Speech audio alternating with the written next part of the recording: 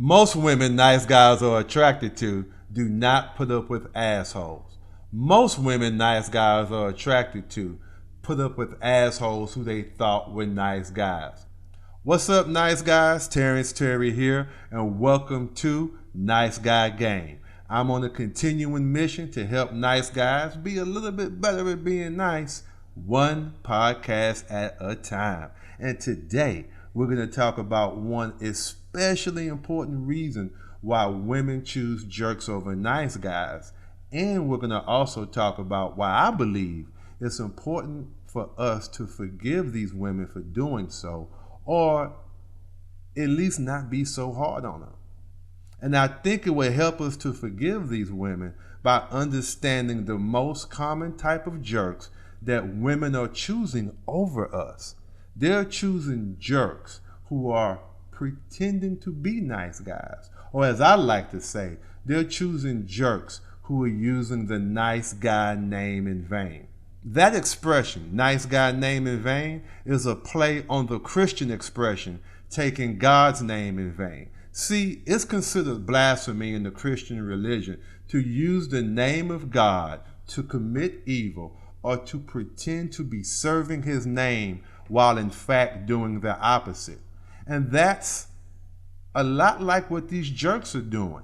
They're using the nice guy name in vain. In other words, they are pretending to be nice so that they can lull a woman into a false sense of security and then manipulate her. Now the question is why? Why are they pretending to be a nice guy? And the answer is simple. They're pretending to be nice guys because most jerks know deep down inside, women love nice guys. Here's something I want you to think about. I've talked to countless women over the years, women who were crying and upset after their involvement and interaction with the jerk was over, after the jerk has used her, after the jerk has abused her, after the jerk has gotten what they wanted from her. And afterwards, I usually ask women, what was the jerk's secret? How did he get you to do whatever he wanted?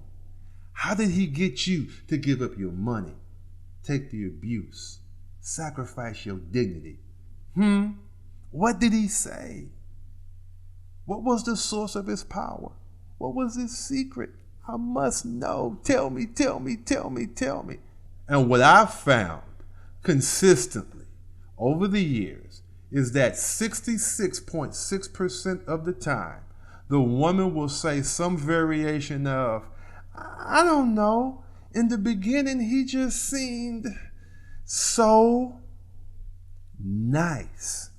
In other words, she thought she was doing this for somebody like you, a nice guy. And that's the power of your niceness. She thought that she was doing it for someone who was worth it. She was fighting, struggling, busting her ass, sacrificing her dignity and integrity for someone who she thought was a nice guy. Most of the women who are having sex with a jerk right now are only doing so because they think that he's a nice guy. Most nice guys can look at the average jerk that a woman is with and can easily tell that he's a jerk. And because his lies, manipulation, and ill will is obvious to us, we think that it should be obvious to her. And unfortunately, it's not. The problem is that she can't tell the difference between a nice guy and an asshole pretending to be a nice guy.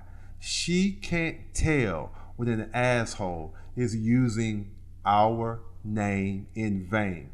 And this frustrates us. I mean, wait a minute. It pisses us off as nice guys because when women make the mistake and pick a jerk who's using our name in vain, we often see that as proof that women want jerks. Many times, the average woman can't see where the jerk is coming from because she's blinded.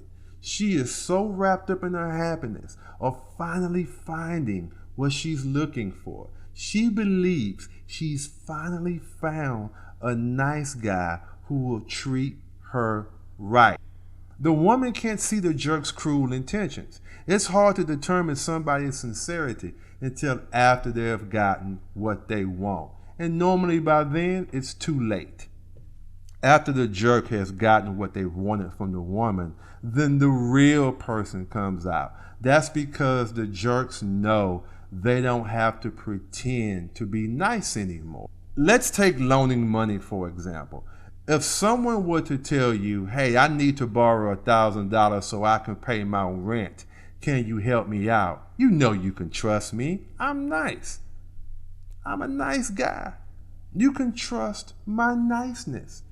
The truth is, you really don't know if you can trust that person. You think you can. You hope you can. You want to, based on how he's presenting himself.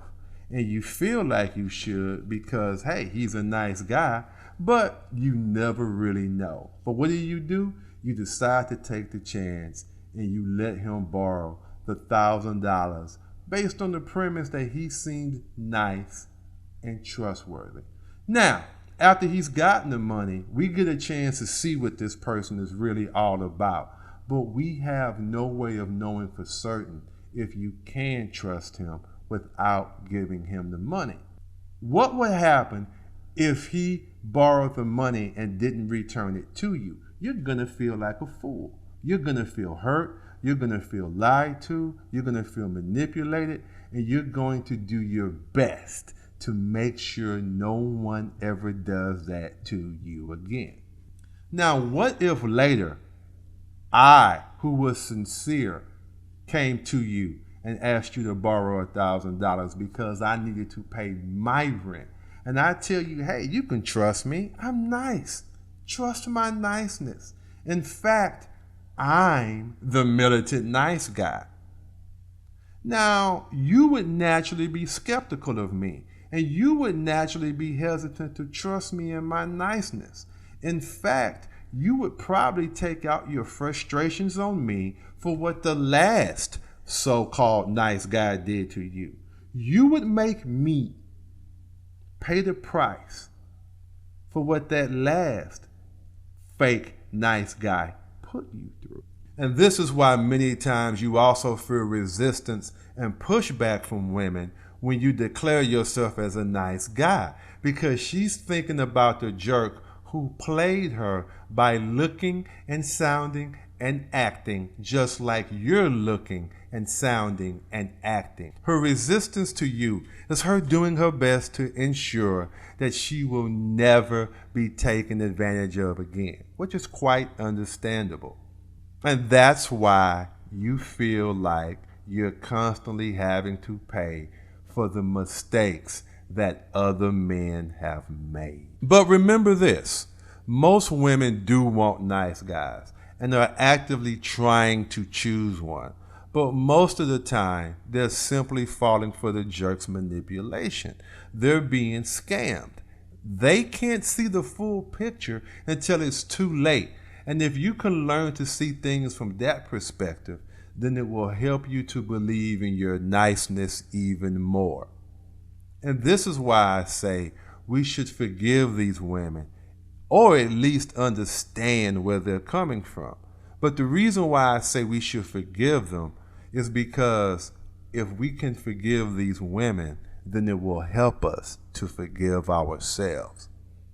Now, what I mean by forgive ourselves is it will keep us from doubting and hating and questioning ourselves and our judgment, because many nice guys have laid awake in bed at night wondering, how can I want someone who constantly makes such dumbass decisions when it comes to picking men?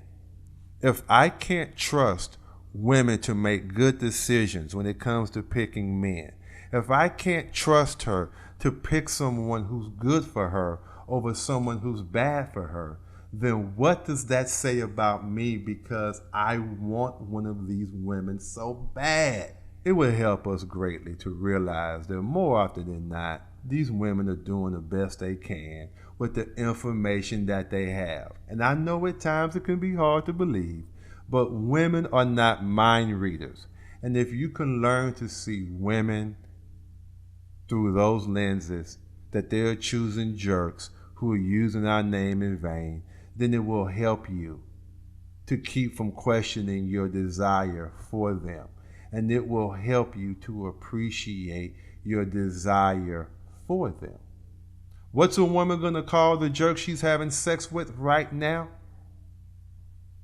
A mistake. I'm Terrence Terry. This is Nice Guy Game.